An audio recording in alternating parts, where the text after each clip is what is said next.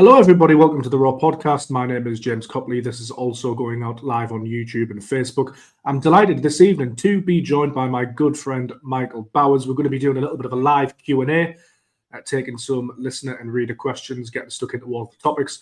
Michael, long day for you. How's it been? Pretend you haven't been on my channel already. But yeah, I am not doing too badly. Been to the Lasses derby game.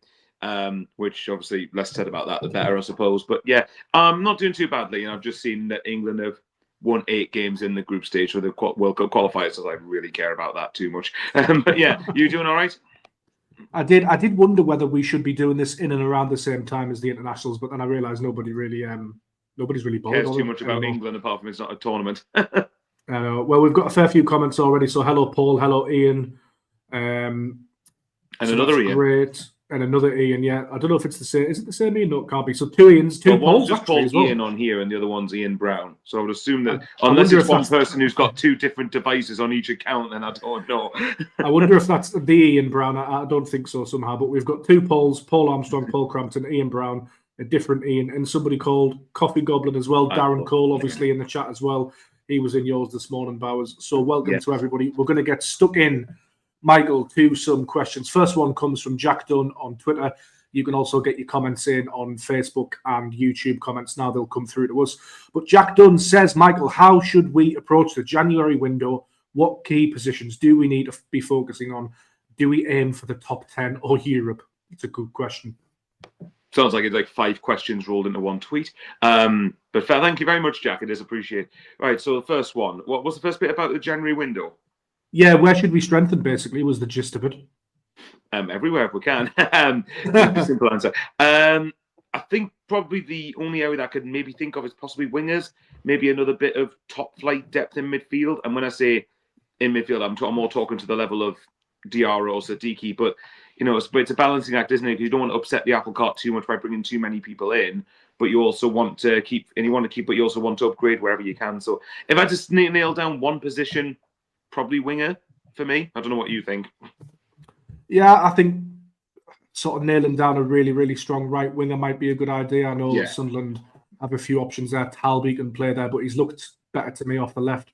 Obviously, Traore's there, and he's looked solid, hasn't he? But I think that's the one position for me on the right wing. I know Simon Adingra can play there as well, but that's the one position there, though. I'm guessing is what you mean. Yeah, that's the one position for me where it hasn't maybe gone as well as we would have liked. And that's no slight, really, actually, because it's gone pretty well generally, but I think basically what I'm saying is I don't feel like anybody's really nailed that right wing spot yet. Even Traore, as good as he's been in a defensive sense, he hasn't really shown too much in terms of his attacking output yet, but it's still very early days and he's got a lot of time to go. Second part of that question from Jack, though, Bowers, was should we be aiming for the top 10 and or Europe? Now, we had a little discussion about this morning, and 8th place could feasibly get you into Europe if there are 5 Champions League spots and the Cups all go to top 6 teams. So that's an interesting question. Well, if you believe what James said on my channel, then believes we could be finishing 8th this year. Well, apart from the cliche, you aim as high as you want to finish, I think KLD's comments suggest that we're looking at top 10. I know he didn't specifically say it like I want to finish in the top 10 or imply it would be a failure otherwise. Me personally, and again, it's the boring answer that I'm pretty sure people won't like, but to me, it's get the 40 points first and foremost, and then we go from where we'll then see where we go from there, basically. But if assuming we get the 40 points, which I'd like to hope we'll have enough to do, certainly over the season, then I would say top half, maybe, if we can.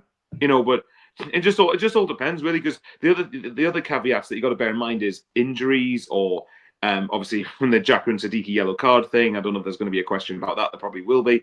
But, you know, it all depends on a load of mitigating factors. But I would say for me, 40 points first. But if you're asking me a single position, top half would be lovely if we got it. Yeah, absolutely. I mean, I don't think there's any reason why Sunderland fans shouldn't dream. I think that's part of being a football fan, isn't it? You always want to be looking upwards. Sunderland have had an excellent start of the season. You know, to have that many points after 11 games, having beaten Chelsea, you know, haven't gone toe-to-toe with Arsenal, it's hugely encouraging, but it is a long old season. I think for every Sunderland fan, we are hardwired, aren't we, to avoid relegation. I remember when we were doing quite well under Tony Mowbray in that championship season where the football was really fun and there was an outside shot of the playoffs. And we were doing better than expected, really, coming up from League One. But everybody was delighted when mathematically we couldn't get relegated anymore. So I think that that's the aim. And actually, when I spoke to Dan Ballard after the Arsenal game, which was a really good chat, which you can read on the Sunderland Echo, some shameless cross-promotion there. Well, not cross-promotion. This is a Sunderland Echo channel. I was going to say you're plugging it on a channel associated with the same paper, effectively. I didn't. Feel free to watch content that is relevant to this, please. I didn't quite get my words around the right way there. But when I spoke to Dan Ballard after the Arsenal game, I asked him, how far can the Sunderland team go? And he sort of reiterated that the main aim was to stay in the division. Now, he might be being quite coy by saying that he might not want to raise expectations, but I think sort of internally, as you say, with Kira Louis-Dreyfus, I think they'd like a little bit more. Whether that looks like Europe, I'm not too sure. You never know, because it's I wouldn't say it's easy to get into Europe, but it's easier, isn't it, with the three competitions, England having such a good coefficient with UEFA, the fact that the big six teams usually win the cups. So you never know. I can't see it. Anyway, Michael, we're going to tackle some of the comments from YouTube because we've got a couple flying in at the moment. I'm just going to sort of go chronologically. This one's an interesting one, actually, from Hodgson. Is Diarra going to AFCON or can we keep him? What are your thoughts on that, Michael? Because it's my understanding that he should be back sometime in December, but I guess if he isn't, then there's a chance that he could miss AFCON. I mean, they might take him anyway, just on the off chance that he's fit at some point in the tournament. His nation will be expected to be going quite far, I would imagine. But I guess there's an outside shot that he doesn't go. Well, I hope that it depends, really, because on the one hand, I want him to come back in the fold for the Newcastle game, but also if he's not going to be back in the fold, then I wouldn't complain if he was out injured for another couple of weeks and there's no point in him going to AFCON. Yes, I'm thinking about that far too much. But if I had to look at Diarra, I think he still goes, personally. I think there's any chance of him being remotely fit. I just can't see. I can't see his teammates in the national team. He's not wanting him there. I can't see. And he'll want to go as well. He'll be desperate to go. Of course he will. So put it this way, mate, I hope he does stay, but I'd be pretty surprised if he did. Yeah, I concur. Next question comes from Ian. Do any of our players have relegation clauses in contracts? You're going to have to answer that one because I have no clue. I would be stunned if the majority. I would be very surprised if the majority of players at Sunderland didn't have some sort of relegation contract, whether that's a cut in wages or that they can leave for an agreed fee. I think Christian Speakman was asked about this in the summer as part of one of the structured dialogue meetings with Red and White Army. I think the minutes got released on this as well. And I think they did state that, I think Christian Speakman used the words sort of, don't worry, we know what we're doing. We're not going to sort of financially hamstring this club. And I think what we've seen from Sunderland over the years in terms of finances has been quite sensible, hasn't it? This splurge that we saw in the summer was as a result of some pretty prudent financial planning in the Championship, wasn't it? That's what's given us the platform to spend so much. So I would be shocked and surprised if Sunderland haven't taken measures to negate for the worst. As I say, I don't think they're aiming for the worst at all. I think they're aiming for something quite special this season. Yeah. And if you fall short, then you fall short, but you won't get relegated. So I would be absolutely stunned if the decision makers have set us up for a fall on that one, to be honest. And to be fair as well, it would be naive of them not to prepare for the worst case scenario. What's the phrase? Prepare for the worst, hope for the best. That's kind of the 100%. Yeah. That's what they'll be living by. I'm sure of it. Unless they're so confident we wouldn't go down that we weren't going to bother with relegation clauses, but I don't think they'd be that stupid. So Jack Rodwell contract's the example for that. But if you look, these guys, I do trust these guys. I trust that they know what they're doing now. I think they do from the majority of the fan base, to be honest. I think if you didn't put relegation clauses in there, it can cripple you, because then not just in terms of leaving for certain fees or whatever, but it means that the wages then don't decrease, which then increases the money you're spending a month on wages, and that would not help your PSR situation, shall we say? So I don't know myself, but just trying I can't get my words out either. Trying to make what I would also consider an educated guess. I'm with you. I'd be astonished if certainly the new players that come in, if a majority of them don't have relegation clauses, then yeah, I'd be very surprised as well. I think as well what we've seen over the years with the Sunderland and what we've been told about contracts is they're very heavily incentivised. So you are very, very heavily incentivised to do well, particularly in the Championship. There was a lot of promotion bonuses, wage raises if Sunderland were to get promoted, because you want to incentivise your players to do well. And I don't think that's changed coming into the Premier League. Now, if you're incentivise players, you also have to sort of cover yourself in the other direction, don't you? So if everybody underperforms, then there has to be some sort of give. So yeah, that's my gut feeling. I mean, I haven't seen every Sunderland player's contract. That would be quite extraordinary behind the scenes stuff. Yeah, that would be quite extraordinary information. But my gut feeling, as you say, Bowers, would be that Sunderland have taken contingencies. The next question's an interesting one, actually. We could be on it for a while. Phil Peacock says, "Hi guys, do you think Dan Neil will still be at SAFC by the end of the season?" That's a big one.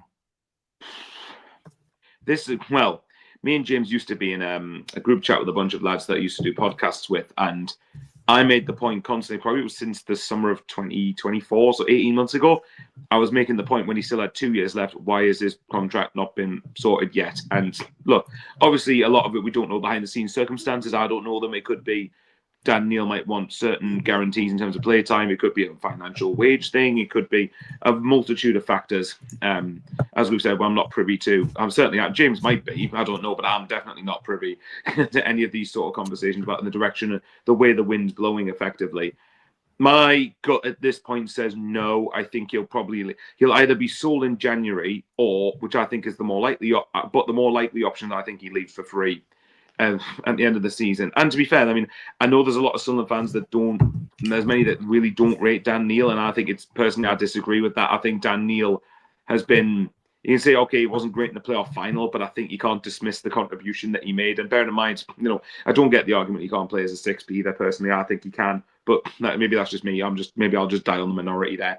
But I think as well, if he's not signed a contract by this point, I'm not personally convinced, unless something drastically changes, that you'll sign one in the next 6 months. But, if you know something I don't, then fair enough. But I personally think he'll leave for free in the summer.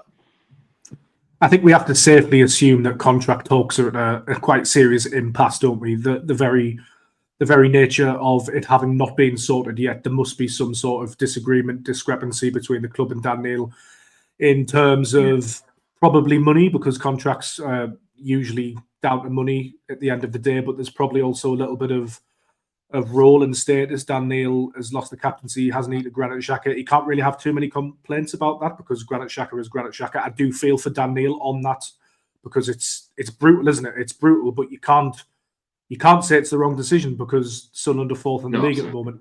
Would they be fourth in the league with Dan Neil playing every game instead of Granit Xhaka and captain?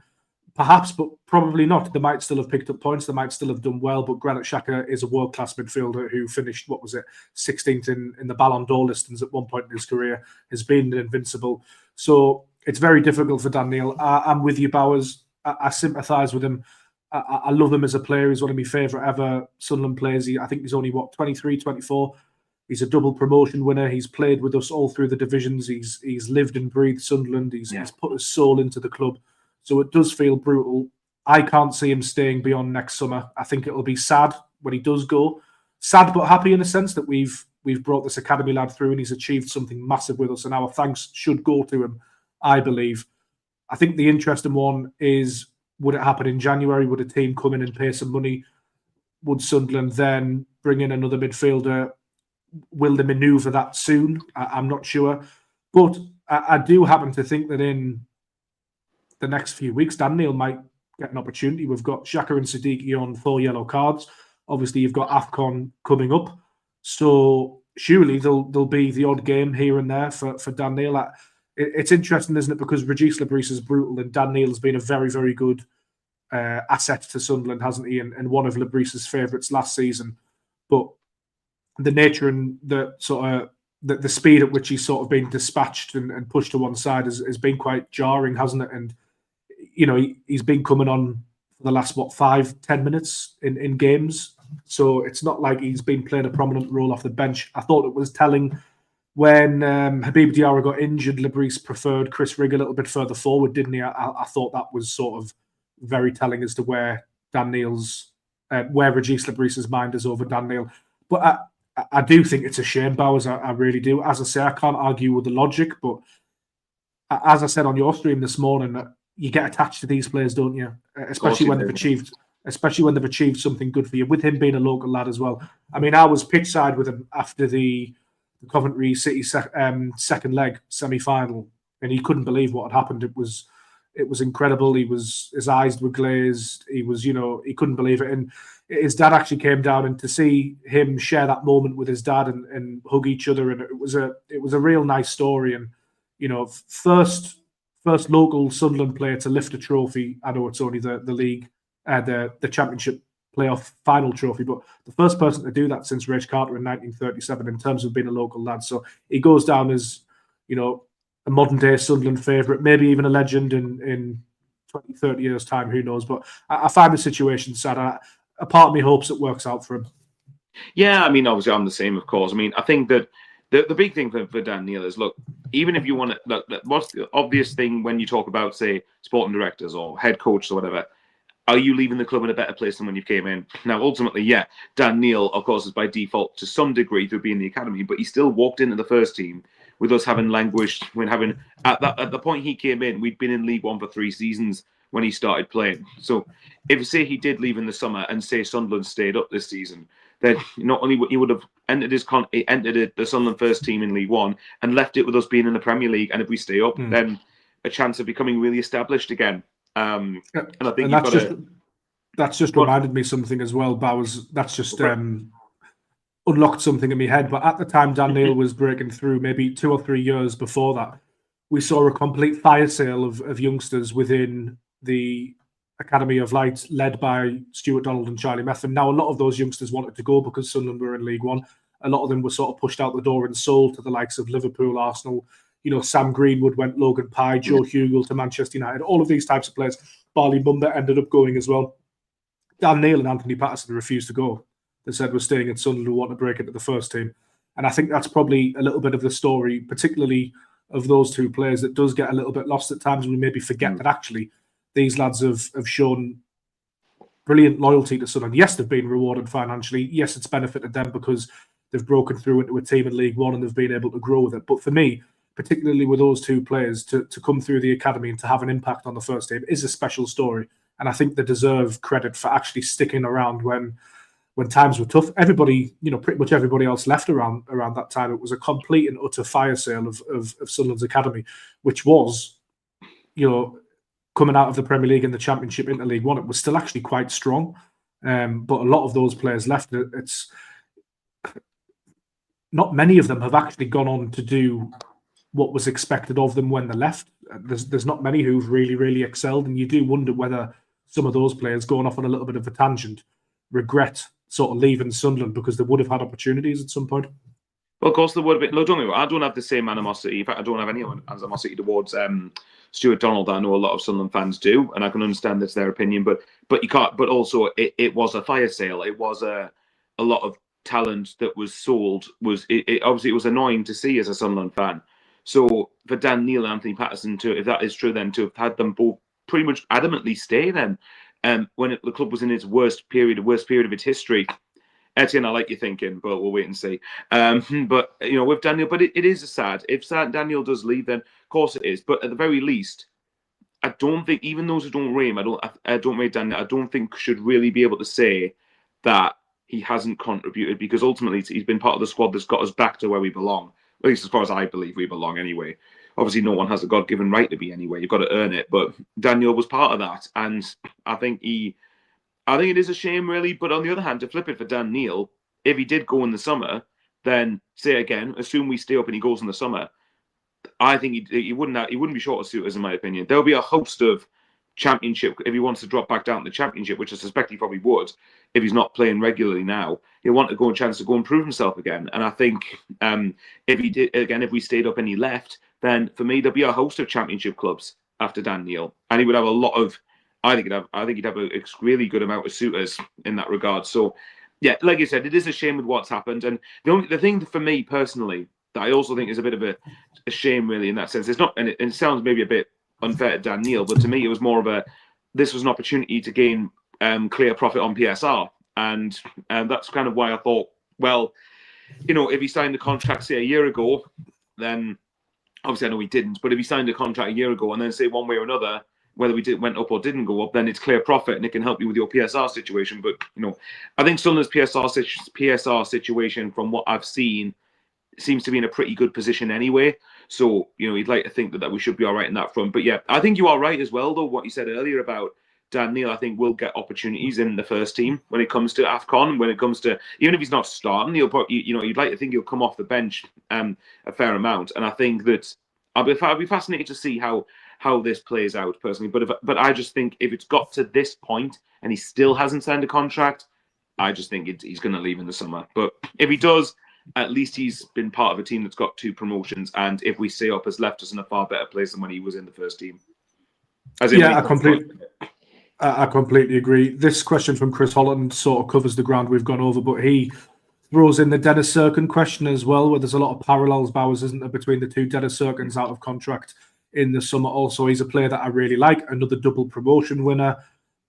And again, with AFCON looming, Sunderland's 2 left-backs, Ronaldo Mandava and Arthur Masuaku, are set to go to AFCON. Dennis Serkin's coming back into fitness. I've watched him play twice for the under-21s in recent weeks, and he's looked decent. He scored and got an assist the other night against Athletic Club Bilbao at the Stadium of Light. He might be in line for some minutes. I know Trey Hume can play left-back, and Nodi Mukwele playing right-back could be an option with Alderete and Dan Ballard in the middle. But for me, there's a big opportunity there for Dennis Serkin if he can remain fit, which is something which has troubled him. Yeah, it's a shame, really, isn't it? But I think Serkin's injury record, was not too bad last season, really. I can't remember. I think it was one spell he was out for a little while, but I think in general he's not been too bad last season anyway. Obviously, a couple of years before that, he had a fair few injuries. But again, it's the same principle. Like when Dennis Serkin came in, it was more like when he was signed for the club again, we were in League One, and at least now, a few years down, 3.5 years down the line, we're back in the Premier League. So I think with Serkin, it's a funny one because I like Serkin a lot. And I think when we were in the Championship, I thought he was one of the best left-backs of the division. I really did rate Dennis Serkin very, very highly. But, he hasn't featured, has he? Obviously, because he's just been... The problem I've got with Dennis Serkin, really, it's not a problem with him, really, but it's more... I think he seems to constantly get these niggly injuries that constantly keep recurring. And when it seems like he could be... Say, for example, if we hear he's out for 2 months... That, to me, then sometimes turns to 3 months, then turns to a bit longer. But that's not a Serkin exclusive thing, though. That's happened with Sunderland quite a few times. We go, someone's out for 2 weeks. Then it turns to 6 weeks, effectively. So, but that's probably just a Sunderland thing. With Serkin, I think it's a similar principle to Dan Neil, really, that if his contract's not been... I think there's... Don't ask me why, but my gut says there's more chance of Serkin signing a new contract than Neil, but that could be me talking out my backside. I have no idea. So... But I think, again, even if he leaves and we stay up, then it's the same principle as Neil. They both came into the team when we were in League One, and they've left when, if we stay up this season, we're an established Premier League team again. Just out of interest, Bowers, and this is a question which has just popped into my head, but having seen Arthur Masuaku play for Sunderland and having seen Dennis Serkin play for Sunderland, if you had to put your life on one of them starting tomorrow, both fully fit, who would it be? Although they both play left back, they've got different attributes to me. Masuaku, I think, can deliver a decent ball going forward. And I'm basing this just off the Forest. The Forest game is the one that stands out most in my memory. I think Masuaku at Forest was going forward, put some decent crosses into the box, but I thought he was very suspect defensively. Now, the caveat, to be fair to him, is that he was up against a really, really good winger for Forest that day. So I do believe that. Well, because I'm someone who thinks that he builds success from the back, I'm probably going to be biased and go Dennis Serkin. But it all depends. But the caveat is, though, I've not seen Serkin at Premier League level, so I can't judge how. The caveat is I can't judge really how he's going to do. And Masuaku, we haven't really seen a lot of, have we? We've seen him in fits and starts. That's the thing. But I suppose the difference between them is that Masuaku has played at Premier League level, even if it's not with Sunderland. He obviously did pretty well for West Ham, I think.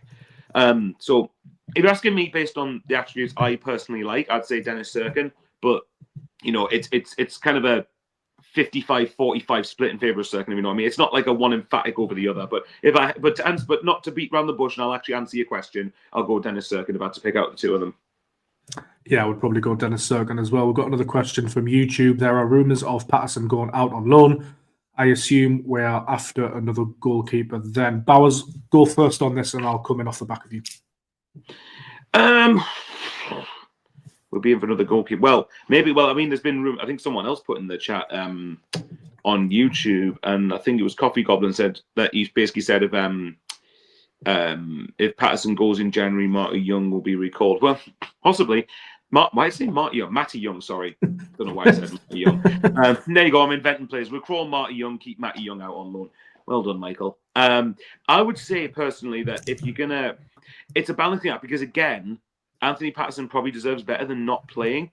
But I view Patterson as, and maybe this makes no sense because I haven't seen him play in the Premier League, but I do think I get the impression Patterson's a high-end Championship keeper, and I'm not convinced as such that he's a Premier League one. I think he's a decent keeper. I think he's a good shot stopper. I think he's better at coming for crosses than people make him out to be. But if you compare him to Robin Roofs, for me, it's no contest personally. And that's not a slight on Anthony Patterson. That's just the nature of it when we're getting up to the Premier League. But yeah, I would be surprised unless Matty Young gets recalled in January, which I personally think would be a mistake. I think he needs to go out and continue playing constantly. Then I would imagine you'd be silly not to be looking in the market for another goalkeeper. But it depends on who's available, really. I can't imagine Patterson would go out on loan unless we get somebody in. Unless, of course, Matty Young gets recalled from Salford. Yeah, so I think there are a few parts to this. Obviously, Anthony Patterson's a local lad. He cares deeply about the club. He's been on the same journey as Dan Neil. I don't think he would like to leave on this note. Interestingly enough, I did hear that Patterson was going to start the season, or the plan was for him to start the season. But because of the injury that he had during the summer, it set him back a little bit. The plan was for him to battle it out with Robin Roofs for the number one jersey. Robin Roofs got the nod because of how well he'd done in pre-season, although he came in late in pre-season, how well he trained, and just because Anthony Patterson was a little bit further behind the group. Now, Robin Roofs has come in and he's been absolutely superb, so I don't think even Anthony Patterson could really argue against it because what a signing he's been, and he's come up with penalty saves and all sorts. So I think that's interesting. For me, in terms of Anthony Patterson leaving in January, Sunderland don't tend to stand in the way of players that want to go. However, I don't think they go the rest of the season without Simon Moore, with just Robin Roof, Simon Moore, and Blondie, because you're leaving yourself a little bit short just in case the worst was to happen and Robin Roofs was to get injured. So I think they'd still like a talented understudy, which is what Anthony Patterson is at the moment. So if he was going to be allowed to leave, they'd have to get somebody in of the same caliber. Now, Matty Young is a very, very talented goalkeeper, but he's probably not ready to be that yet. He's probably not ready to play in the Premier League yet. He's best served at Salford for another season. So I think that would disrupt his development. And that's why I can't really see it happening in January unless Sunderland can source a replacement. Now, my gut feeling is at the moment that Sunderland would probably have bigger fish to fry in January in terms of the positions they want to be looking to strengthen, in terms of the money they would like to spend as well.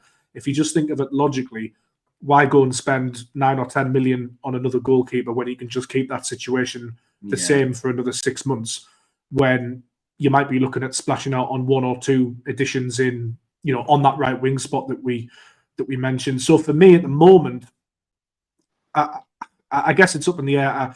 It feels unlikely to me currently because a lot would have to happen for that to make sense. Sunderland would have to bring a replacement in. But at the same time, I don't necessarily think you can rule it out just because I think Patterson will have suitors as well. I agree with you. I think most teams in the Championship would take it because of his record. And another player, really, his contribution sometimes gets overlooked. Wycombe Wanderers, League One playoff final, produces a fantastic save from Sam Vokes. And he did it twice against Sheffield United, didn't he, at Wembley? 2 brilliant saves. And Danbury Brooks, wasn't it?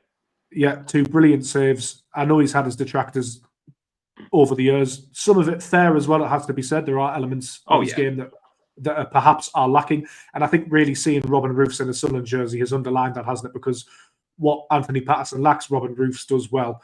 So I think that's really hammered home the areas in which Patterson needs to improve. But that saying, similar to Dennis Serkin and Dan Neil, he's a player that's, I have a lot of respect for, a lot of time for, double promotion winner. Like Dan Neil, he's come up through the club's academy. So if he was to leave, I would be gutted, I think, because I've enjoyed his rise. But again, it speaks to that brutal nature of football, doesn't it, Bowers? Well, that's the problem, isn't it? Yeah, and I think for a lot. I mean, but the thing is, we're talking about players that again have delivered for us last season massively, and like you said with Anthony Patterson, yes, there are elements to his game that are questionable, obviously. And when you compare him to someone like Robin Roofs, it's obviously quite clear who's the better goalkeeper. But ultimately, I just think without Anthony Patterson's like 2 massive saves at Wembley, we're not here. We're not having this discussion. We're not having this conversation. I think obviously there was rumours about the 2 clubs that were rumoured were Leicester and Southampton, but obviously that's rumours. You know how much substance there is in that, I don't know.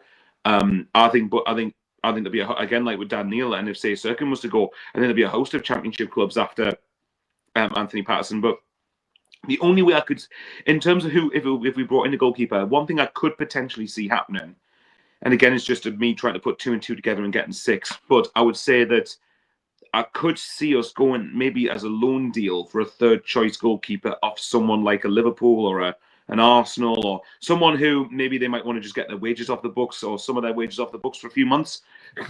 Who that is, I don't know. So I could see it maybe that way. I think if Anthony Patterson was to go, James, I have a feeling it might be towards the back end of the window. If anyone becomes available as a loan option for a goalkeeper to then become 2nd choice with Sunderland, then Patterson might be allowed to go out and get some more minutes. But I don't know. The January window's strange because you could look like nothing's going to happen, and then, as I'm sure you know yourself, in the industry you work in, within about the last 24 hours, everything just goes and then just explodes completely. So who knows? Maybe everything I'm going to say is going to be totally irrelevant come the 1st of January. Yeah, we call it silly season for a reason. We've got a question from Darren Cole over on YouTube. Off the back of this about Anthony Patterson and Dan Neil and Dennis Sirkin, who do you think will leave in January? Now we'll go through the squad. I'll give you defenders first. I'll give you defenders first, Michael, and then maybe you can tap midfielders, and we'll do it that way. But I'm just looking at the squad. Just looking at the squad list now, and in terms of defenders, you've got Leo Hjelde, potentially, probably needs a loan at some point. Timothy Pembele needs to go out. Zach Johnson, promising young player, but is he going to play in the Premier League? No. Aji Alisi is a player who I really, really, really love. And he's versatile and he's a really, really good footballer. But is he going to play at Sunderland in the Premier League unless there are serious injuries? I'm not sure. Would I like to see him get a chance at some point? Yeah, maybe I would. And then you also have somebody like Joe Anderson, who didn't play for us in the Championship. So I'm very sceptical whether he could do a job in the Premier League. In fact, I'm not even sure. I don't even know if he's registered, actually. I'll have to double check that. But those would be the defenders for me, candidates that could leave. I don't see anybody like a Luke O'Neill leaving or anything like that. I think he's too important behind the scenes. Yeah. So that would be it for me. Right. I guess Dennis Sirkin might be a candidate if the right bid was to come in and Sunderland felt that they could cope without another left back, or they signed somebody else. I'm not quite sure how that would work. Again, like Patterson, a lot would have to fall into place. But those are the defenders anyway. Yeah. Okay, well, as far as midfielders go on here, so if anything's wrong on here, you can blame Sunderland's website. Yeah. My guts, if I'm just basing off my gut feeling, I think everyone in the midfield stays that's on this list, apart from the likes of Abdullah Bar, Jamie Tetty, and Harrison Jones. And I'd have thought Abdullah Bar would be a winger more than a forward more than a midfielder. But if I'm basing it off this, I think Dan Neil stays. I don't think he'll want to leave in January. Obviously, Chris Rigg, I think he'll be very important when AFCON comes around. And he's been quite, and actually, to be fair, to quickly touch on Chris Rigg, I think he's actually been very good so far when I've seen him play. I felt for him against Aston Villa, but because of that red card to Reynildo, he was the victim of circumstance that had to be sacrificed to give us more solidity, which is a shame for him. Habib Diarra, obviously, your main lot like Diarra, Siddiqui, Lafay, Xhaka, none of them, unless you count them getting injured for the rest of the season, and that's them leaving the squad. But in terms of leaving the club, no, probably not.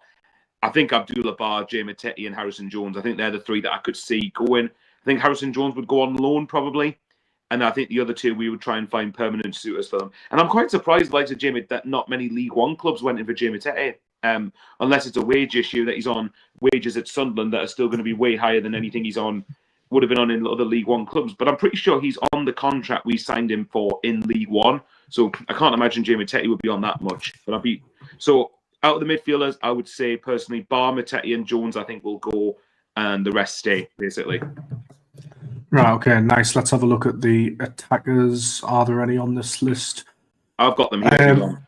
I've got Ahmed Abdullahi would probably be a candidate for a loan, I'd although agree. when I asked about him after the under-21s game, because he hasn't been seen for a couple of weeks, I think he's with the medical staff again. I'm not sure what the issue is, but he seems to get injured quite often, which is a shame because he's a really, really good player. I saw him score a hat-trick actually for the under-21s against Wolves last season.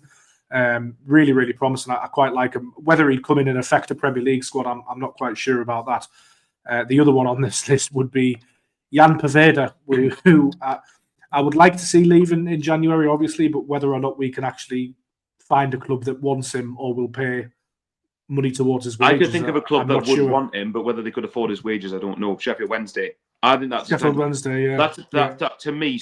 I mean, obviously, I know that was Danny Roll who signed him, and he's not there anymore. But that just to me screams Sheffield Wednesday on loan. Whether they can afford his wages, though, I don't know, because they're obviously in administration at the minute. They're probably pretty much in the middle of trying to get that club sold. So I don't know. It depends. I could see it happening if Sunderland were willing to pay majority of his wages, but obviously want to get some bang for their buck in terms of his wages. But I would say Poveda, Abdullahi on loan. I agree with you, and then I think the rest would stay pretty much. Okay, here's one. Let me put this into the room. Do you think that some of these players have become a victim of us getting promoted? And what I mean is, in the Championship, there's a lot, like, say, for example, I could have seen someone like Abdullahi being much closer to the first team if we were in the Championship rather than the Premier League, for instance. 100%. You know what I mean? And it's the same thing with, like, who else is in this list? Yeah, you know, the likes of Leo Yelder to some extent. Adji Elise. Who else is here? Luke O'Nien obviously is another example. Obviously, you get the point. But I think some of these players, as great as promotion was for the club, and I'm so happy we did go up. Like, some of these players must have been selfishly thinking, "Oh, that's going to be much harder for me to get in the first team now," even if they did back themselves. I think I would flip that as well, and I would say that Sunderland maybe have been a victim slightly financially of their own success as well, because a lot of these players like Joe Anderson, Jan Poveda, even the likes of Adji Elise, all of those types of players, they would have had promotion bonuses. So some of them would have had promotion wage increases as well. Some of them will have had 2 wage increases owing to promotion. So actually, to find a suitor for them in the summer window just gone, who's going to pay their full wage or contribute towards it, becomes really, really difficult. And I think that's probably some of the issue that Sunderland have had getting rid of the likes of particularly Poveda. I know they've got a fair few players out on loan, but there's a little bit of a bomb squad, isn't there, at the Academy of Light, which is sort of in no man's land, as you mentioned. And I think that's sort of the flip side of promotion, that sometimes it makes it actually quite difficult to get rid of some of these players. Well, again, it's like with someone like, well, yeah, exactly. When you have someone on big wages, and then the clubs that might want these players from you can't afford the money that they're on, and the player doesn't have that incentive to drop down in wages. Can I just ask another? Here's one. Can I just ask another question? I want to see what you think about this. And this is something I could maybe see happening, but I haven't seen anyone mention it yet. If we were to go for another striker, could you see Mayenda being loaned out? And the reason I ask that is because obviously he scored, he was a great header against West Ham in the first game back, but since the miss at Burnley, he's barely featured, I think. And I do wonder if obviously this depends on it. If Isidore or Brobbey get injured, then obviously not. But like, if say we had Isidore or Brobbey fit and we went for another forward, I could see Sunderland loaning Mayenda out, depending if he wanted to, if he was wanting to go and play regular minutes, or am I looking too much into that? I'm not sure. Because I could see him staying as well. That's the thing. I think it could be one of those that if it was to happen, it would go like late in the window, as you say. Yeah. It would obviously depend on who Sunderland brought in. Will they try and sign a striker in January? I'm not too sure. I think with Mayenda as well, he's going to be an option on the right-hand side during AFCON when Traore, Talby are away, Adingra is away. He's going to be one of the players that might get a little look. I sort of see him in a similar category to Chris Riggy, still young, but you want him around the group sort of learning and driving standards. I don't think it's time for either player yet really to go out on loan. Maybe it's next season if they do need to play regularly and their pathway suddenly becomes blocked by a different player, or the club feel they need to go out and get that experience. But for me, not this season. And I think, although he hasn't featured as much, I think that's probably down to Wilson Isidore's success and obviously Brian Brobbey coming to the fore as well. But I genuinely think Le Bris in particular, he really likes Mayenda and Chris Rigg, and I don't think he'd want to get rid of them in January. I just don't see it. And it's a lot of upheaval in the squad in January, isn't it? I mean, things things are going quite well. You don't necessarily want to rock the apple cart. Yes, you want to improve, but I don't think you need to be doing like major surgery in terms of the outgoings in this team for me. No, that's fair enough. And I think you made some fair points. I think it would be maybe the case that Le Bris might feel like a Rig or Mayenda do benefit from being around the first team. The good thing from our perspective is that both of them, I think Trey Hume's on this as well. I think they're contracted till 2030, aren't they? So that's huge. So it gives us the leeway to develop these players in ways that we deem good for them. So, yeah. Well, and that's an excellent point that you raise as well, as that both Mayenda and Rig signed new deals in the summer. So the club clearly have a plan for them.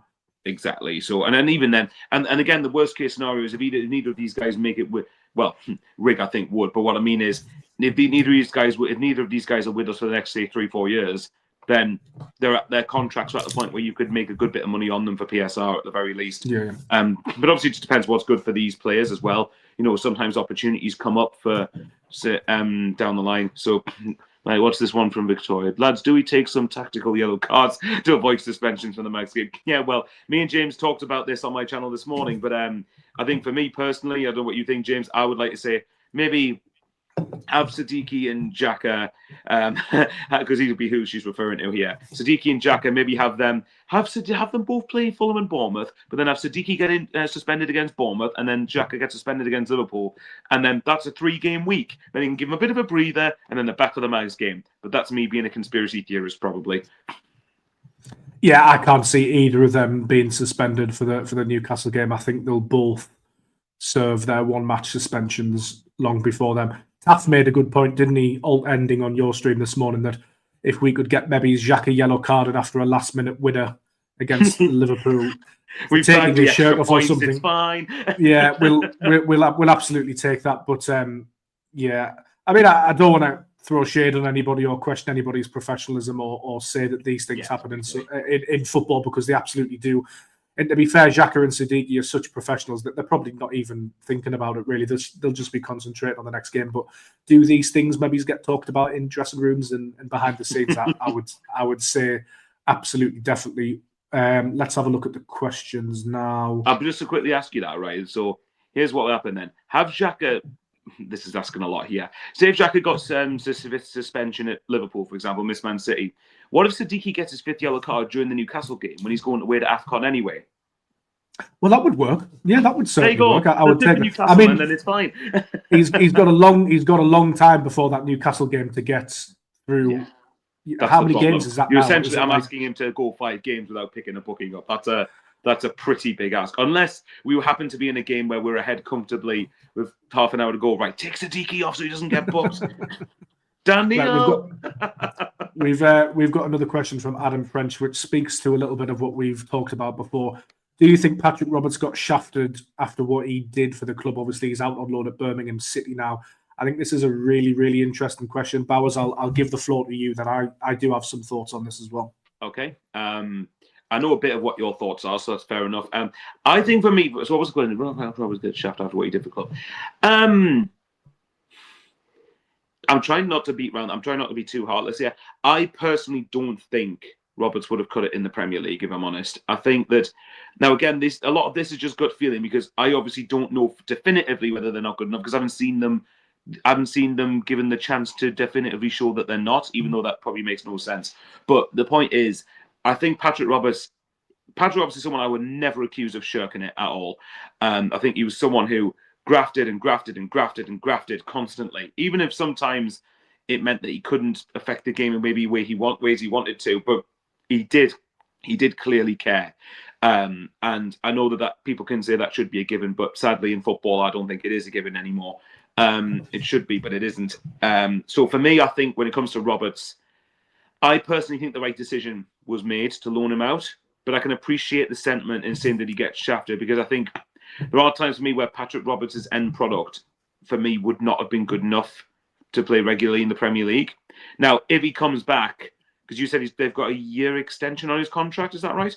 After this the club have an option to extend, which I imagine they will, because they'll probably be able to get some money from at some point. Won't be a great deal of money, won't be millions and millions, but it'll be a nice little... Something's better than nothing, isn't it? And it all adds into that PSR pot, as we've of course it does. So I think that if you're looking at Roberts, I mean, if he comes back next summer and we're still in the Premier League, and then he makes me look like a complete idiot next season, go for him. Fair play. I hope he does do that if that is the case. But I think personally, it also wouldn't have been fair to him to keep, and I think the club probably would have thought along these lines. I don't think it would have been fair to keep him here just to sit in the reserves. I think and I know that sounds a bit weird considering, Neil's probably doing that, Patterson's probably doing that, but I think Roberts is at the age now where he would want to be playing as regularly as possible. I think he's like 28, 29 at this point. So I think that he's someone I think who does deserve to be playing. And I think he's gone to a club in Birmingham who are clearly going to be ambitious this season in trying to get into the playoffs and the championship. Heck, who knows? Maybe if they have a really good run of form, top two, the way that the parachute teams have been going. But so I think personally, did he get shafted? I can see why some people think that, but I personally think the right decision was made to loan him out because I don't think personally he would have contributed as much in the Premier League, and I don't think it would have been fair to him either to sit here and not have the chance to play more. Yeah, do I think he got shafted? No, I don't. And I really, really love Patrick Roberts. He's been one of my favourite Sunderland players. Again, another one of those double promotion winners. We wouldn't be where we are now if it wasn't for Patrick Roberts. He got that. He turned the game on its head for me, by the way. Sorry to interrupt you. At Wembley, I thought. Yeah, he did. He got that goal in the semi-final at Hillsborough, didn't he, against Sheffield Wednesday? All important goal. Jack Clark assist. Mad scenes, and then one of the most important in our recent history as well. Exactly, and he turned the tide at Wembley, as you mentioned, and he got the assist, didn't he? So he contributed to Sunderland. His end product wasn't always there, but a more honest footballer I don't think you'll ever meet. That's what I always took away from the interviews that I did with Patrick Roberts.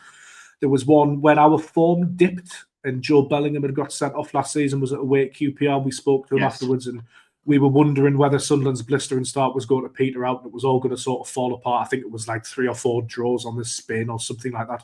We weren't scoring. And he was really, really honest about it. And he didn't palm us off with platitudes. He was honest about Sunderland's performance. He said it wasn't good enough and he said that they needed to do better, especially with promotion being the aim. So I have a lot of respect for Patrick Roberts. And I think, again, it speaks to the real harsh reality and nature of top-level football because he hasn't done anything wrong. He's been a victim, really, of his own success. But with Sunderland 4th in the Premier League, as I mentioned with Anthony Patterson and Robin Roofs, you can't argue with the decision. When the decision was made, did I maybe think, is that the right thing to do? Should we just keep him around just maybe to see, how we do? Might we need him? I thought actually when he came on against Burnley when we were losing, he was actually quite good. But given the way Sunderland have played, given the way that attack's lined up, given that you need a little bit of pace in the Premier League, which is probably the one thing that Roberts does lack now is pure pace. Pace isn't everything, of course. You need skill on the ball, tactical awareness, but pace is hugely important in the Premier League. Can you say, in hindsight, with Sunderland 4th, that it was the wrong decision to let Patrick Roberts go? I don't believe so. And you touched on it, but he deserves immense credit because I was told he was sort of pushing for that move if he wasn't going to play because he wants to play football. He wants to earn his money. He didn't want to just be. He didn't just want to be sat around at the Academy of Light. As I said on your stream earlier, I'm very sentimental and protective of these players that have won 2 promotions with us. But I find it very hard to argue against that decision to let him go now. No, and I think, again, it all just comes down to what his priorities were. And clearly it was playing football. And good on him because a lot of football these days is money driven. And what's probably helped that is that he probably thinks, well, I don't want to be on a contract to not play because he's pretty much had that in Man City when he was there. And obviously had to spend a lot of it out on loan. And I think he was on loan every 6 months to a season, really. So, yes, I think that it's one.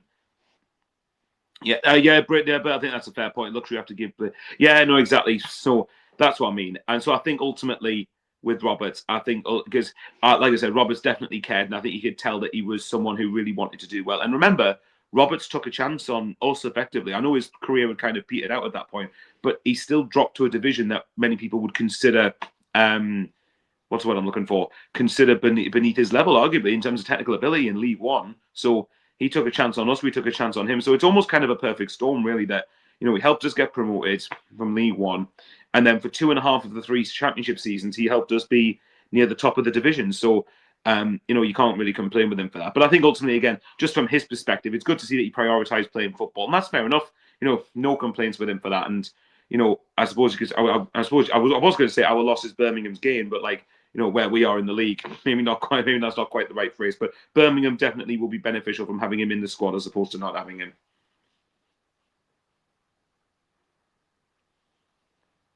I was going to say, I think you're on mute, mate. Sorry, I'm muted. Yeah, and I would reiterate as well a really sort of nice, down to earth guy, and he came from a really nice family as well. I didn't speak to them like all of the time, but I had the pleasure just a couple of times after games to bump into his mum and dad, who used to read everything and sort of really engage with Sunderland's fan base, and they were just so happy that he'd found a home again and found a fan base that really loved him.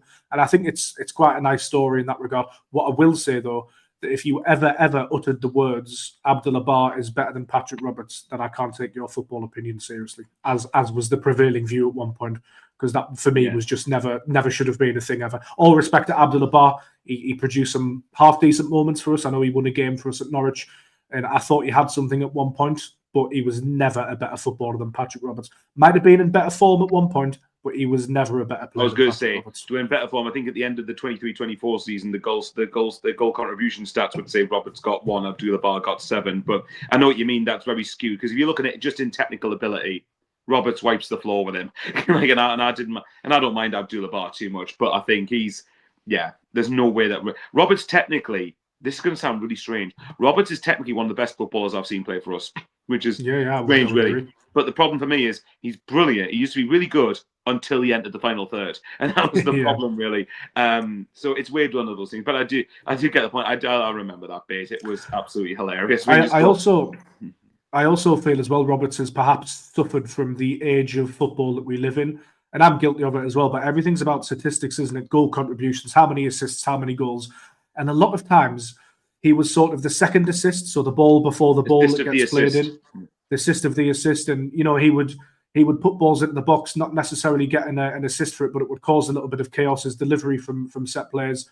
And also he used to come up with a fair amount of chances that weren't turned away. You think of that period under Mowbray where our striking options were Nasrus and Hamir.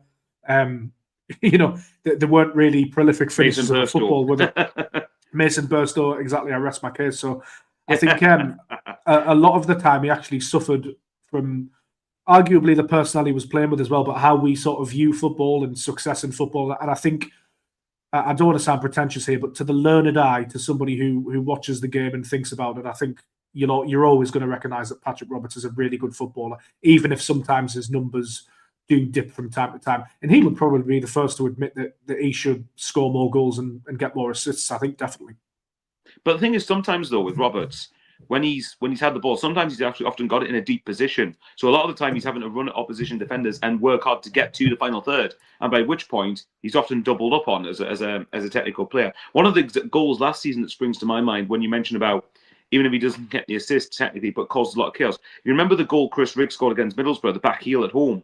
Remember, like when I think it was Mundell ended up passing it to Roberts. Roberts causes a lot of chaos in the build up to that, and it means that the Middlesbrough's defence and goalkeeper are completely in no man's land, and then if the ball falls to Rigg to then score I was going to say tap him, but that's harsh. Score the wonderful back heel. Roberts is a big player in that goal, and even another thing last season. You remember the triangular relationship he had with like Rigg and Trey Hume as well. Like that's what I mean. Like that partnership was really, really important. So I'd be prepared to bet that if you spoke to people like Trey Hume and Chris Rigg, they would probably, if you asked them about Patrick Roberts, they would probably tell you how critical he was to their success. I tell you who you should ask about Patrick Roberts. Ahmad Diallo, he'll tell you how much of a good player he was. Don't get me started. No, they were brilliant together. The first, I noticed it was when we beat Wigan away 4-1. Both scored in that game, funny enough. I was there. I do always love to beat Wigan, because they've just got a little bit of a thing against us, haven't they, Wigan Athletic? Yeah, well, I'll not say too much about what I really think, because I know you probably won't want me to say that on a podcast like this. But what I would say is, to be fair, but from that point onwards, I think it was when we beat Middlesbrough at home as well. When they went down to 10 men, Ross Stewart scored and Ahmad Diallo scored. I noticed, Christ, hang on a minute, these two look like they're really on the same hymn sheet. And as you know yourself, even in that season when we were playing the really good football, when Mogger ball, if you want to call it that, was at its peak, really. They were both at the heart of it. Like they were deadly to watch at the best of times. I think even I remember Jack Clark's goal against Hull in that 4-4, the fourth goal, when I think it was Amad Diallo and Patrick Roberts linked up brilliantly for it, and it got us up the pitch like within seconds. So yeah, Roberts is definitely even if it was the right time for him to go, because ultimately I think if we were still in the Championship, Roberts would be first choice right winger probably for us. Whether people think that he should be or not, I don't know. If we were in the Championship, but obviously that's its buts and maybes. But he's definitely contributed some really, really good moments. Even the equaliser against Watford, the screamer, in the 2-2, which goal. Which in the end was a vital point because it got us into the playoffs. So, or helped us get in the playoffs. So yeah, even if you can't be sentimental, and I agree with the comments that you cannot really stay up on sentiment. I can't remember who said that comment, but they're right. I think you can't stay up on sentiment. And if Roberts, I think for me it was right that Roberts did go, but it doesn't mean you can say it was right, but still look back fondly on what they did for you. You know, it doesn't have to be one at the expense of the other. We've got another question from Victoria Burns. If Diarra is fit for the Mags game and we have no new injuries, does he come back into the starting 11? That's an interesting I love one. how Victoria's 2 questions are about the Newcastle game. It's brilliant.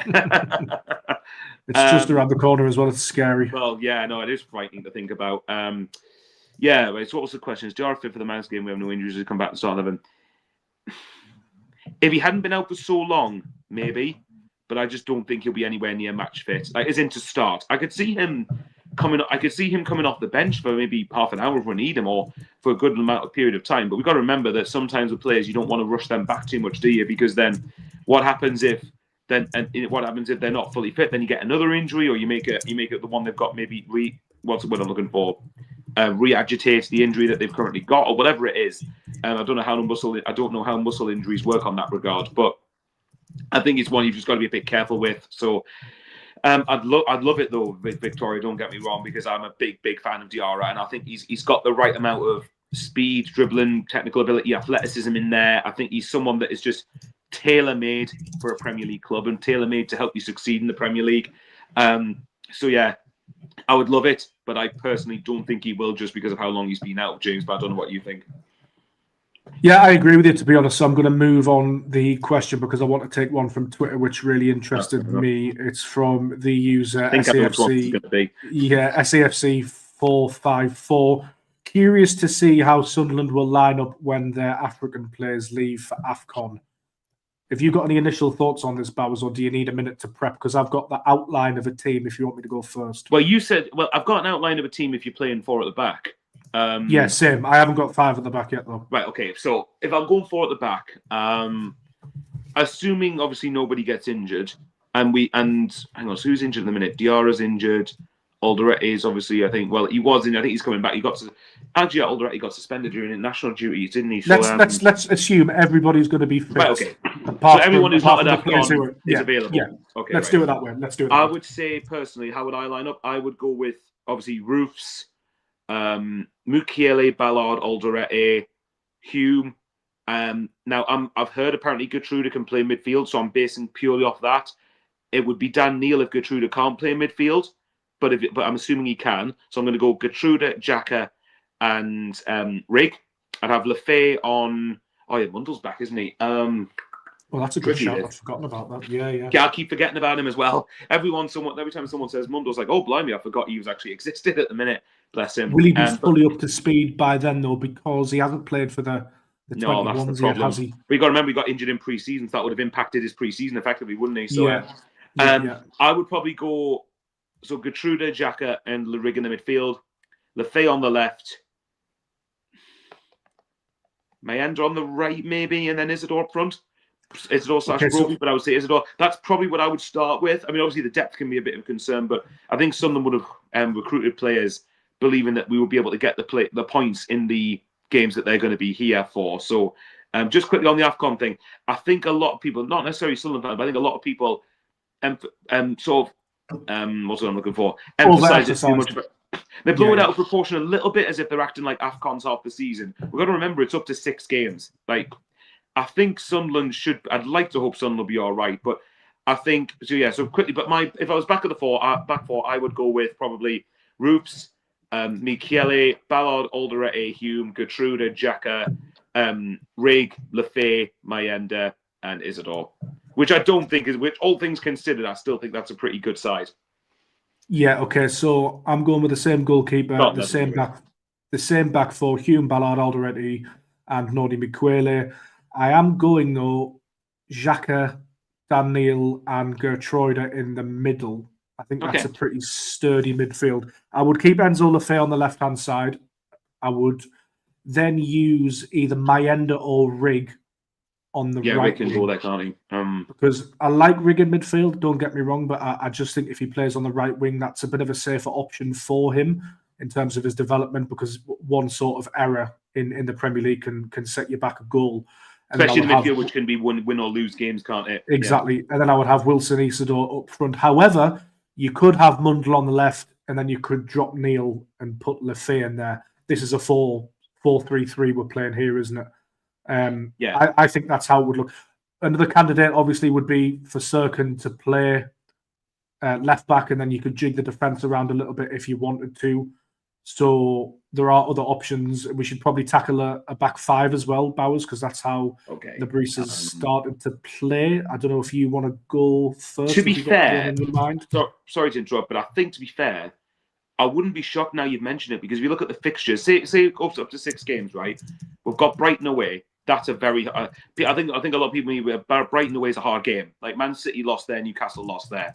So I think that, and I know Newcastle's got their away form, but like they're still good enough on paper to get something at Brighton, but football isn't played on paper, obviously. But if it was a back, so I wouldn't be surprised actually if and then we got Man City and Spurs in that as well. So actually, we probably might go with a back five in the majority of these games. If I'm going back five, then I'd say Roofs, obviously. Then I'd probably say Michele and Hume as wing backs. Then it would be Ballard, Gertruida, Alderete at centre half. I then could see Dan Neil potentially playing with Xhaka in the midfield too, if you've got the wing backs either side and you've got 3 central defenders behind you.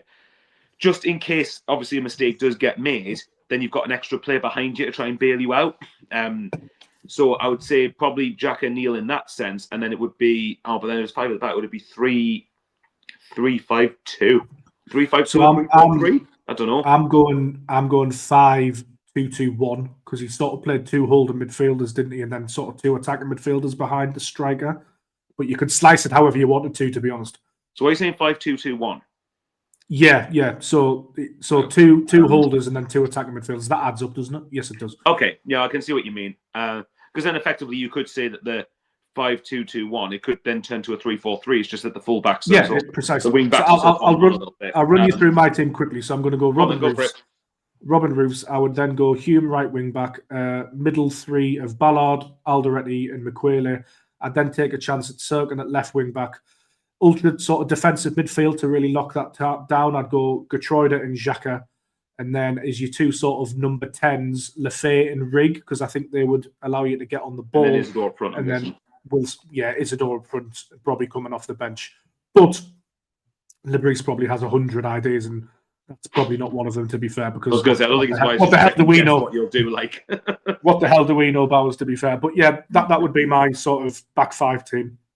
Yeah, I think now you've said it like that, I think I'm finding it hard to disagree with that. Yeah, I'll probably go say so. Yeah, Roofs, to be clear, Roofs, and then what you said, Hume and Serkin wing backs, didn't you? Yeah, and I just think that middle 3 of Ballard, Alderete, and Miquele is a strong solid. Back 3. Really that's solid, strong back 3. Okay, yeah, I'll probably go the same as you then. Them 3 at the back, then Xhaka. The question mark is that you could have Hume at left wing back, Gertruida at right wing back, and then another midfielder. You could have Lefebvre alongside Xhaka, and then maybe Mayenda and Rig, or Mundle and Rig, or you could throw Dan Neil back in there. So it's quite a nice conversation to have, Bowers, because I do actually feel like Sunderland have got a fair bit of depth. Like, AFCON's going to be a pain, but I think we're actually quite well equipped for it. It's not, unless we get loads and loads of injuries, I don't think it's going to be critical for us, is it? So that's the whole point. Yeah, obviously the depth isn't going to be quite as good as what we have it currently now, but there is still enough there for me to get results in. Like, even, for example, I mean, what games have you got during AFCON? So assuming you've got, not everyone's going to be away for all 6 games, right? But you're talking Premier League games, obviously. But you're talking Brighton, I think it's Brighton, Leeds, Man City, Spurs, Brentford, Palace in the Premier League at most. So for me, I'm looking at that. I think for me, as long as you get a good result against Leeds in particular during that run-in, and then maybe a draw or 2 here and there, that's still all right. I still think that's, and especially if we can get a good few results, but points before then yeah, Gertrude, yeah, exactly. Gertrude played. So this one, I mean, maybe this is probably why we signed a lot of these players. And bearing in mind, Gertrude, remember, who was it who put it out? Might have been Jam Sani, legend, by the way. But I think it might have been him who put, it was the best example of 5D chess ever when the recall fee we got for Mark Guiu compared with the loan for Gertrude. Yeah. So there is that way to look at it. But that's quite funny. I mean, it still makes me laugh to this day. But yeah, there is, at least when you're signing players that have a bit of, I don't like to rely on players with versatility too much. I like players in specialist positions. But the advantage of it is that you can have players like, say, Gertrude, it could be right back, could be right wing back, it could be midfielder, it could be centre half, and not just be there for the sake of being there, but actually do a decent job there as well. He's really good. He's really so good. Oh no! Well, I was trying to be. I was trying to calm it down a bit. But yes, from what I've watched of him, he is very, very good. So yes, I think that signing these players, there would have been a hell of a reason for it to actually keep things going along during AFCON and not have standards drop too much, if at all. Quite a funny question here from Slight176 on YouTube. recall the GOAT Alan Brown for AFCON. Recall him for the FA Cup third round. He's quite versatile, in fairness to Alan Brown. Well, why not? What did you make of Alan Brown's comments in the summer just after he signed for Middlesbrough in terms of, what did he say? He said that he felt it was harsh that the lads that got Sunderland up last season weren't given a chance. I get it from a player perspective, because of course you're going to want to do it, aren't you? You're going to want to have a chance of playing in the best league in the world, or at least the most popular league in the world. But I would argue that with Alan Brown, I mean, how old is he now? 31, 32? Something like that. Something like that, yeah. I think he was 29 when he was 29 when he joined us. So yeah, I was going to say he was 21 when he joined us. So no, he wasn't. 29 when he signed. So I think at that point, unless you're someone like a Jamie Vardy who's happened to get to the Premier League late and be a late developer, I think you would have probably been snapped up by a Premier League club by well before he joined us if he was Premier League material, if you know what I mean. Not necessarily, but that's just the way I kind of look at it. I do get his sentiment about how a lot of the players, that he feels maybe that players have earned the right to be in the Premier League. But I think, again, put it this way, players are brutal when it comes to if a club gets relegated. Some of them aren't going to want to stay in the Championship or the next league downwards, or some of them might, if someone does really well in the Championship and a Premier League club comes into them, more times than not, they're going to take it. So the club's got to be brutal the other way around, unfortunately, for the likes of Alan Brown.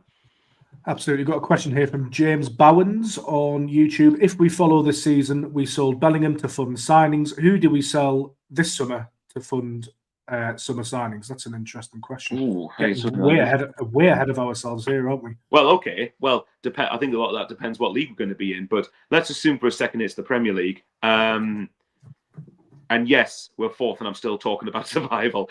But yeah, generally, so we follow. Yeah, I think a lot of that depends on what fees we're going to get for a player. This is why, for me, the length of contracts is important, because if you're looking at someone like, say, Noah Sadiki, for example, or Habib Diarra, if he has a really good second half of the season, then because you've signed them on a 5-year deal, they've got 4 years left at the point the summer is arriving. So then you could still command a hell of a fee in order to get them, have to sell them in the first place. So I think for me, and I think the way, and you might be correct me on this, but I think the way PSR works is when you sell a player, the entire fee of the entirety of that transfer fee goes onto the financial accounts during which that sale took place. So there's that. But then if you're signing a player, only the first installment of the fee goes off that year's accounts. So, for example, if you sold, let's say, for example, Bellingham was a good example. So what was he got? Was it around, I think, including 30 million give or take with a few 30 million. But obviously you include excluding sell-on clauses either way, us to Birmingham, Dortmund to us, etc. Say 30 million. That would all go on I think it's last year's accounts. I can't remember when the cut-off point is from 1 year to the next, but yeah, it was there was a 3-year period, and I think the 3-year period ended in the summer, didn't it?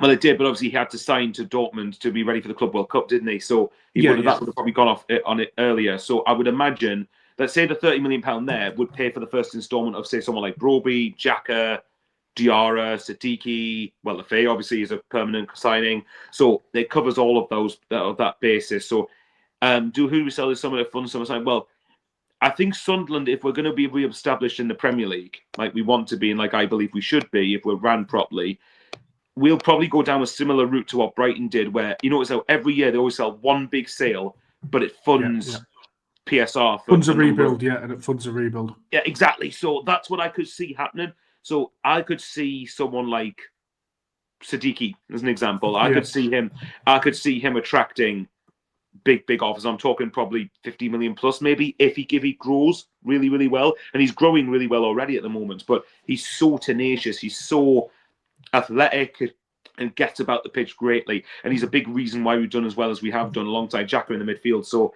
and that's another thing. Yeah, Richard, I agree. A lot of these players' resale value will have gone up. Yeah, absolutely. So, yeah, we got Chris Brown. I love it. But yeah, so I could say someone like Siddiqui, maybe. Who else is there? Roofs, possibly. I think Siddiqui's the one for me, where he's come in and he's been so good and he's so young. And a lot of the noises we've heard are that Noah Siddiqui was on the list of big clubs like Man City, Chelsea, all of those sorts of clubs, even Liverpool. But for maybe he's in 2 or 3 years' time, they were sort of watching his development with interest, and they would have pulled the trigger on him when he was further into his career, a little bit more experienced. Now, what's really interesting, if Sunderland have got in before them and gone, actually, we'll be the ones to give him the Premier League experience. We believe in him. We know how good he's going to be. We think he's going to be a revelation. And all of a sudden, I mean, how many games has he played for Sunderland? 10, 11? Something like that. How much did we sign him for? Was it 17 and a half or 19 or something like that? I think including add-ons, it was like 17 and a half, maybe. But what's he worth now? He's worth, 25 to 30, but that's also going to get higher and higher and higher in terms of his in the next profile. 6 months, it'll probably get higher. That's the thing, so unless he gets injured. And I don't want to sell Noah Siddiqui after a year, but he's the one that I look at and think, oh my God, he could be worth serious amounts of money really quick. I think Talby's another one. I think he's going to be a bit of a longer burner in a sense. That I don't think that would happen this summer at all. But I think in a couple of years' time, 3 years' time, if he continues on the trajectory he's going at, I think he could be worth serious amounts of money. And that's quote unquote the model, isn't it? We saw it adjusted in the summer to sign some experience. But fundamentally, I believe a lot of these signings, like Roofs as well, they'll have been brought in with some resale value in mind. Now, they deserve credit for tweaking that model and going after players like Alderete and Miquele, who are 27, 28, Granit Xhaka, who's 32, 33. They deserve credit for tweaking that model because it was what was needed to stay in the Premier League. Absolutely. But fundamentally, the club will still want to rely on the academy and on player sales as well. There's a couple of things there as well. That's probably one of the best ways we're going to be able to attract quality youngsters as well. There you go. For example, SJ says, got no doubt Siddiqui will be wanted by Man City or Liverpool. That's the thing. And Taff said this. Taff was the one for me who first brought this up and sort of made me think about this. That probably one of the reasons we've got Siddiqui, which is a good thing for us, is that we've kind of took a chance on them sooner than what the more elite level clubs will have done.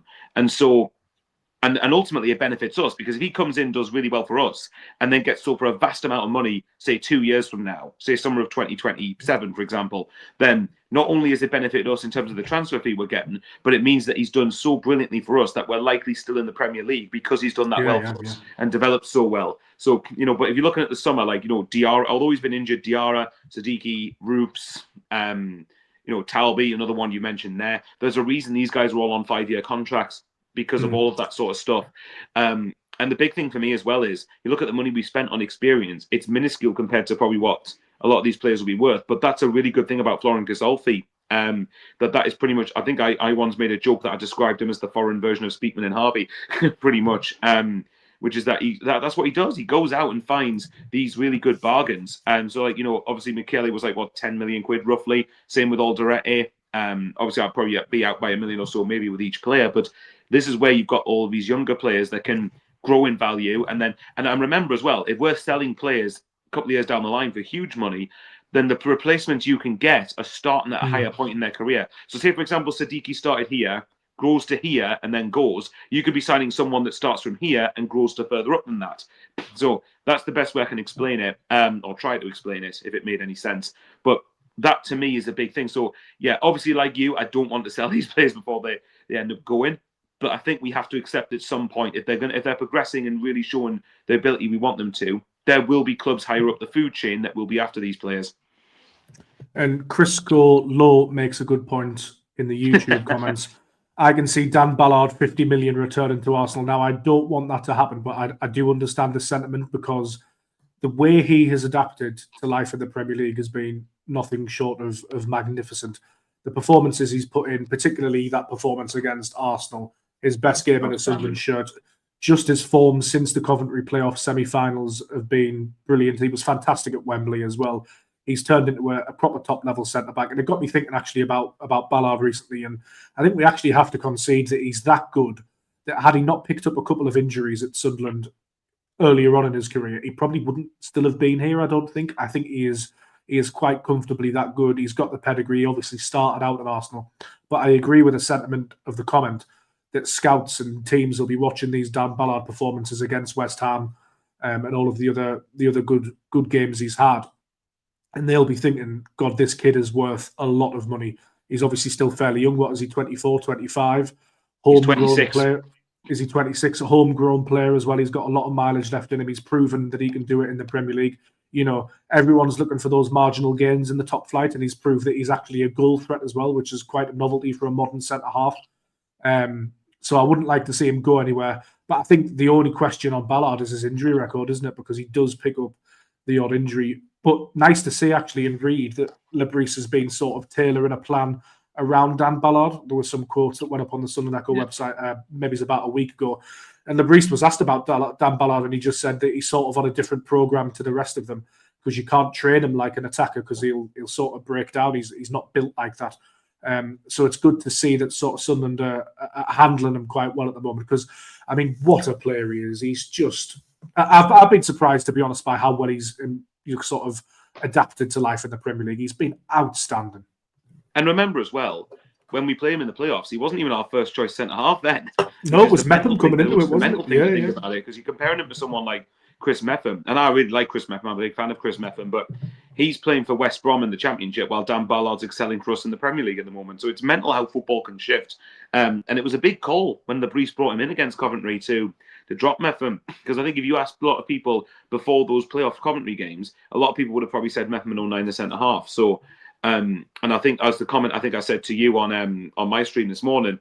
I can't remember who it was, so I can't remember who I can have to credit for this tweet. But someone said, since the Coventry game, Ballard's been on a personal vendetta mission to become the best centre-back in world football. Or Paddy Power, who I do remember did tweet this, said, if we're going to have an asteroid heading towards Earth, just get Dan Ballard to head it away and we'll be fine. So, you know, he's just colossal. I can't believe it. Maybe what you need to do is, if it gets to 6 weeks from the end of the season and we're already safe, maybe Ballard just gets knocked down, you know, gets a season-ending injury, then he stays at Sunderland for another few years, and, you know, it's totally fine. We're already safe anyway. No, joking aside, yeah, Dan Ballard the rise of Dan Ballard in 2025, the latter half of 2025 has been, and he wasn't a bad player before then. I was a big fan of Dan Ballard before last season. But the level that he's just got, you look at the goal against Arsenal. I mean, not just the performance, the goal against Arsenal when he managed, My God, the touch. Is it Declan Rice he shrugs off to run into the penalty area as well? Possibly, yeah, possibly. Yeah, so if it is, that fair play. And that's no mean feat because Declan Rice is a very good player,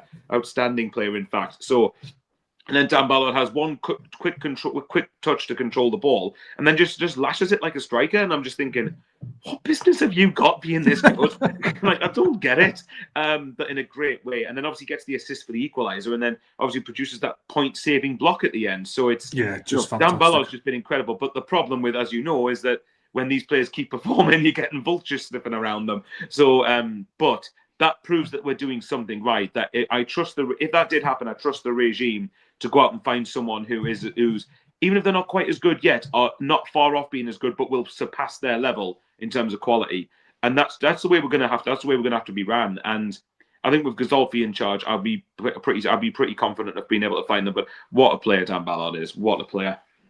No, absolutely. Let's get into our sort of last 2 or 3 questions. So if you want a question answering, please put it in the YouTube or the Facebook comments, and we'll try and get to it. One that piqued my interest though was this: if we end up in a decent position this season, will teams also be after Le Bris? Didn't Brentford try and get him in the summer? I think he might have been on their list, actually, to be honest. Reports at the time did suggest so. Le Bris signed a new contract in the summer, didn't he? So that sort of remunerated him for his outstanding work. So Sunderland do have protection. I imagine they'll have a big get-out clause in terms of if a big club came along, they would have to pay quite a bit of money to get Le Bris out of Sunderland. So I think the club will be covered in that regard. If you're Le Bris, though, unless it's a massive, massive job, somebody a lot further up the food chain, of which there are only 3 clubs at the moment actually in the Premier League. But you get what I'm saying. You get what I'm saying. Why would he want to leave? Because this club is actually starting to be sort of being built around him in a sense. You know, the team at Sunderland, they all work really well together. Him and Florent Gassolfi reportedly get on well. Kieran Louis-Dreyfus obviously trusts Le Bris a lot more than he ever trusted sort of Tony Mowbray, to be honest with you, in terms of recruitment, all of that sort of stuff. There's clearly a good working relationship with Christian Speakman. The players seem to love him. The fans are obviously adoring of him, given what he's achieved. He seems to really get the area, and he's a very smart man. I don't think Le Bris would leave Sunderland for just any opportunity. Will clubs come sniffing? I would imagine so, because he's doing an absolutely outstanding job. And if I was a bigger club than Sunderland, so to speak, you'd be looking at him and you would be impressed, wouldn't you? Of course you would be. And that's ultimately the thing. So I think personally, that is the issue. Yeah, I mean that you know, you're looking at someone like Brentford. If we hadn't have gone up, Brentford might very well have got Le Bris. We don't know. That just shows how important promotion was for the football club. But I look at Le Bris. I think you're right. I think unless it's like a really big job, and I'm talking elite level job here, then I don't see why it would make sense for him to leave Sunderland, because I think, you know, bearing in mind, if for example, if KLD is saying this season, our ambition is top 10, or even if not in those words, but a roundabout way of saying it, then Le Bris clearly sees that we're ambitious. So why, unless it's a really big job, and I'm talking, when I say elite level, I'm talking someone like Manchester United, for example. Now, I know that Man United in recent years, but they are still an elite level club. They're an elite size club. Sorry, that's the best way to put it. You know, so unless a job like that became available for him and they were interested in him, I just don't see why he wanted. And the same equivalent abroad as well. If a huge job abroad came in, you just don't know. So there is that to consider, and there is that sort of there is that worry, of course, that Le Bris is the same with the players. If Le Bris is doing that well with us, then of course people are going to be interested in him. So it's one of them. But at the same time, if they do have them, and it's a bit similar to, I suppose you could say, Brentford to a degree, in that, not that I'm advocating promoting from within, unless there's someone good enough for it, if Le Bris went. But, you know, Keith Andrews isn't doing too badly when Thomas Frank left. And look how instrumental Thomas Frank has been for Brentford. So, you know, it's one of them where as long as you've got a plan in place, we can recover from that as much as a blow, much as it would be a blow. I think the club will absolutely have a plan in place as well. They have probably planned for that scenario this season, to be honest, not because Le Bris is doing bad or is expected to do bad, but clubs are always looking at managers. They've always got a list of names, haven't they? Because in case he gets poached from us. Yeah. Exactly. They're constantly on the lookout. I do think one of the points about Le Bris as well, though, is that he knows what it's like at a club when it goes bad, because of what happened to his former club, Lorient. Obviously, they did very well in his first season, but the rug was sort of pulled from underneath him. He had a lot of players sold. The club suffered relegation. He would probably, accept some responsibility for that. I'm sure he would, actually, just because of the man he is. But he'll be acutely aware of how quickly things can go badly at a football club in terms of how it's run, in terms of recruitment. So I imagine he'll be quite happy with his position at Sunderland at the moment. And let's face it, his influence at the club has only grown, hasn't it, really, since he masterminded that promotion? Because some of the calls he made, in hindsight, were absolutely outstanding. To have that little mini 6-game pre-season, at the time, we were all sick as a chip, weren't we? Because Sunderland were poor and we thought we were going into the playoffs with no momentum. But it actually turned out to be a masterstroke. The decision not to isolate Tommy Watson from the squad after he decided to leave, what a masterstroke that was. You know, the decision to bring Ballard in for Mepham, as you say, what an absolute masterstroke. We can probably point to other things in the season as well. So for me, I think he's earned the trust of Sunderland's hierarchy, and I think it works both ways as well. And I think at the moment it's a match made in heaven. And as you say, it would take a monumental offer for him to go. James Bowen says Xhaka to replace Le Bris one day on YouTube. I mean, I wouldn't be against it. I wouldn't be against it one day, you know. Well, I was going to say, we reinvented long throws, apparently, so why not reinvent player managers, I suppose? In all seriousness, I think that job is impossible to do as a player manager now, isn't it? It's too much, surely. Yeah, it hasn't really been done properly since, like, what was it, Ruud Gullit, and then Kenny Dalglish before him. Did Glenn Hoddle do it for a little bit as well? Possibly. Vincent Company went back to Anderlecht and did it for a little while, but it's so hard to do that nowadays. But the thing is, as well, but even if you're looking at it from just Le Bris, I think you're right. I think you're right. I think monumental. That's the best way. That's the best word to use. A monumental offer is what would have to be required to get him here. And remember, like, the club will have to be well compensated for that as well. So, but I think there's also an element sometimes of the grass isn't always greener. And I think if you just compare someone who's moved recently, Rob Edwards leaving Middlesbrough to go to Wolves, and I'm thinking, now of course Rob Edwards could go to Wolves and could turn them around. Mathematically, it could happen, but if it doesn't go well, then he's left a club that was very harmonious in his favour, and there was something really good going there. It's just a good example. Or even if you look at a former Sunderland head coach, obviously James knows my feelings on this guy, but Alex Neil, he left Sunderland to go to Stoke, and okay, he's rebuilding himself at Millwall very well, and I'm not surprised they're doing well.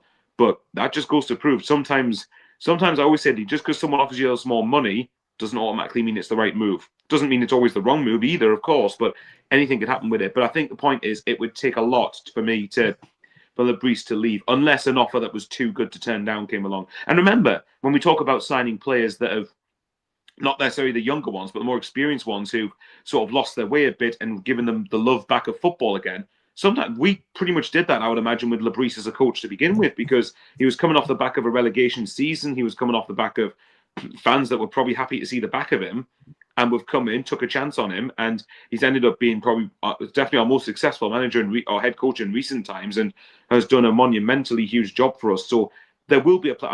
I believe with you, I believe there will be a plan in place from the club one way or another, and that's just the extent of the way Sunderland plan things now, that I could trust, unless I'm proven massively wrong, that they know what they're doing and there's a plan for it if Le Bris does go. Yeah, absolutely. Should we end it there? Because we've covered a hell of a lot of ground. We've gone for nearly an hour and a half. I am definitely going to have to split this up into 2 parts for the podcast feed. But if you've been with us throughout the YouTube stream and on Facebook, thank you very much. There's been loads and loads of comments, which has been really encouraging. So thank you, everybody that's taken the time. Bowers, I feel like I've seen you more than my newborn son and fiance today, to be honest. You poor soul. So thanks very much for trusting me to come on here. It's a pretty big thing. Yeah, no, thanks to everyone who has commented. It's been appreciated, but it's just nice for once talking about Sunderland when we're not doing cack. Let's put it that way. We're actually half competent, which is all right. Yeah, it's nice. And please let everybody know where they can find you on social media. We did a show this morning, didn't we? Let them know what you've got coming up as well.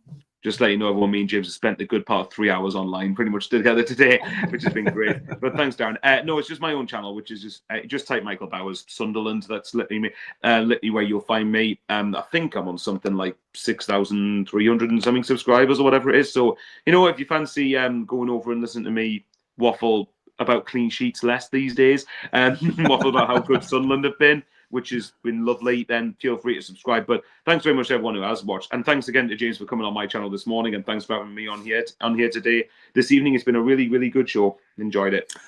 Let's do it again sometime. Absolutely. If you let us know if you want this to be a regular thing or not. Let's do it. Maybe if we're going on a bad run, maybe less so. But if we're still doing pretty well, then yes, I would like to. Absolutely. Well, thank you, Michael, for taking an hour and a half out of your Sunday evening. Really appreciate it. Thank you to everybody who's watched the stream and commented. Massively appreciated. You can find all of our content over at the Sunderland Echo website. We're also on TikTok, YouTube, Facebook, Twitter, all of that sort of good stuff. Don't forget to go over to Michael Bowers' channel and subscribe to him as well. Thank you. We will definitely do another one of these.